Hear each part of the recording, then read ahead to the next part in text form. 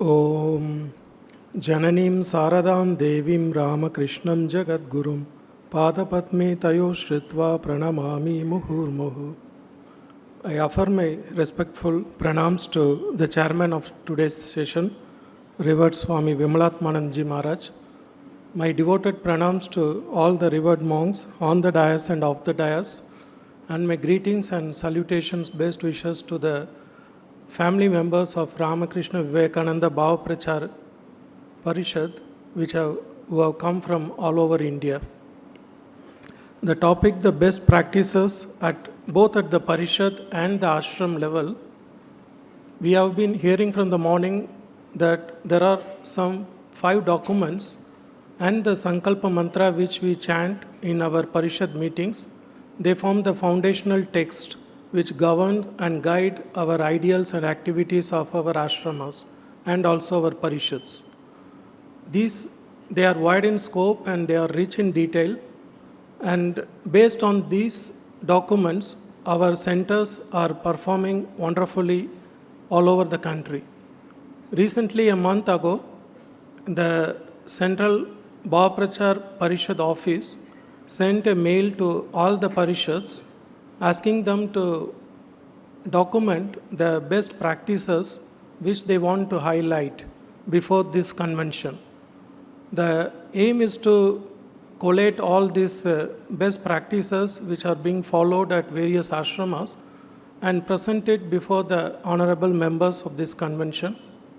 18 Parishads replied, and going through those mails, I have just summarized a few of those best practices which are being followed in many of our parishads and ashrams. So this is not an exhaustive list. Undoubtedly, even beyond what is given here, there are a lot of good work is being done. So at the Parishad level, many Parishads, they have divided their ashramas into zones. So based on the geographical proximity to the centers of Ramakrishna Mission, they have divided the ashrams into zones, and the president or the vice president, who is a monastic member of the Parishad, they look after a group of ashrams in a particular zone. And many times, the monastic member is also assisted by few of the office bearers of the Parishad who happen to reside in the same locality.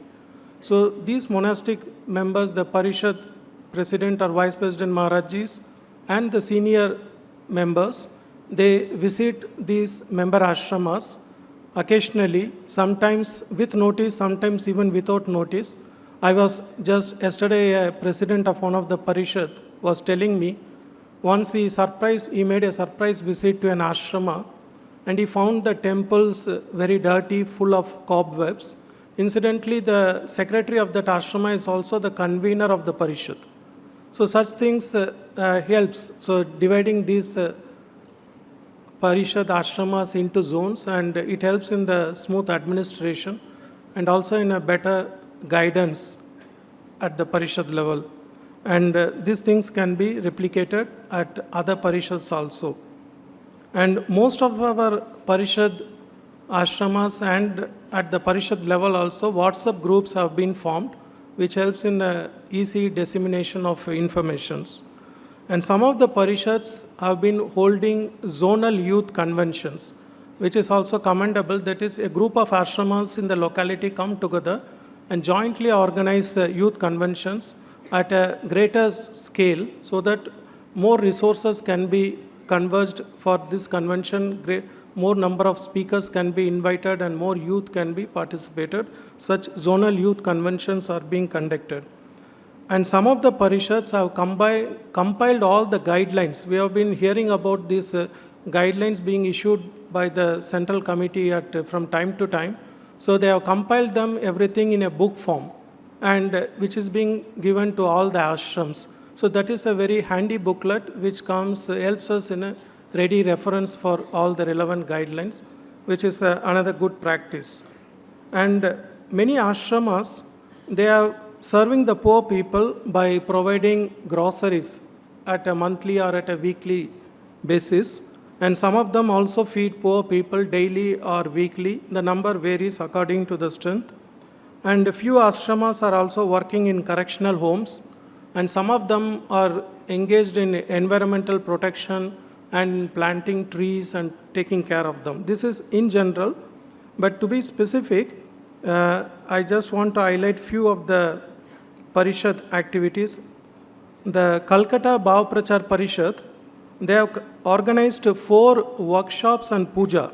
As we all know, there is a great demand for people who know how to do daily puja of Sri Sri Thakur. So the Calcutta Parishad had taken an initiative to conduct such workshops so that more number of people from each ashrama can be trained. The Thakur Seva won't be compromised for the want of some trained pujaris. And they have also organized an accounting workshop, which is again a need of the time.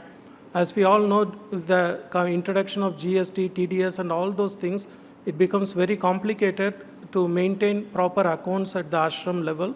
So again, these sort of workshops empower the people who look after the ashrams.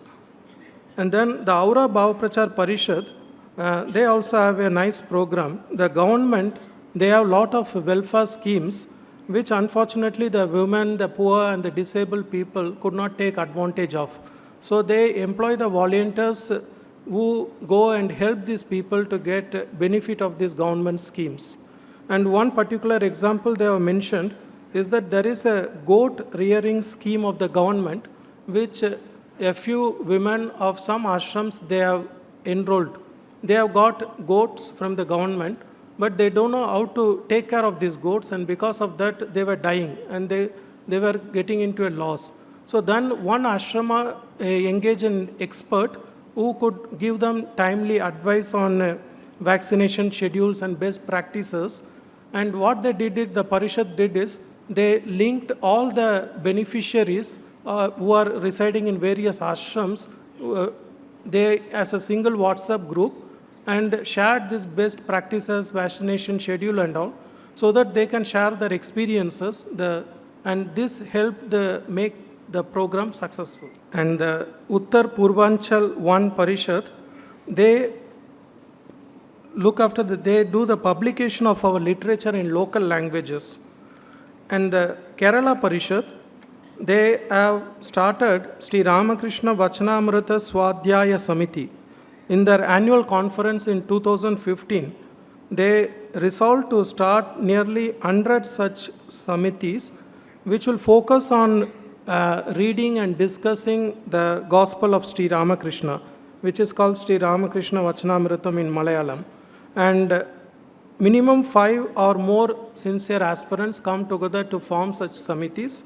And Kathamrita is, the Gospel is given free to those samitis. And it is said that from these samitis, some have grown into Bhava Prachar Parishad centers also.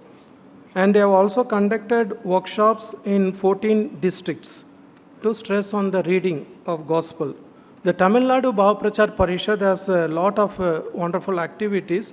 First of all, they are bringing out a monthly bulletin which contains the different activities and programs of all the member ashrams. So monthly bulletin they publish.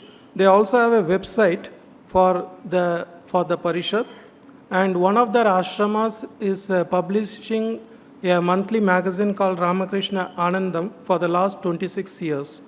And the Parishad also publishes pocket-sized books containing the teachings of the Holy Trio, which is distributed to the ashramas for free distribution to the public. And portraits and laminated photos of Holy Trio are also given to the ashramas by the Parishad for free distribution. They have a mobile van which is used for spreading the message of Holy Trio through the sale of our literature, which goes around the entire state with our focused on our center ashramas. And apart from the usual 40% discount given by the MUD publication, they add 10% from their own fund, and they give books to the ashramas at 50% discount, so that the ashramas can sell them. They can also get a profit, and the more our literature can be given at an affordable price. And they also publish a yearly calendar which is again distributed widely in educational institutions, schools, colleges, etc. They also arrange a trip to Belur Math and other places. They hold a devotees conference every year in December. So these are some of the activities done by our Tamil Nadu Parishad. As I told you, there are, apart from this also, many of our parishads and ashrams are doing a wonderful job. I pray to Sri Ramakrishna Thakur Ma and Swamiji to bless us and guide us to be of service to the humanity. Thank you.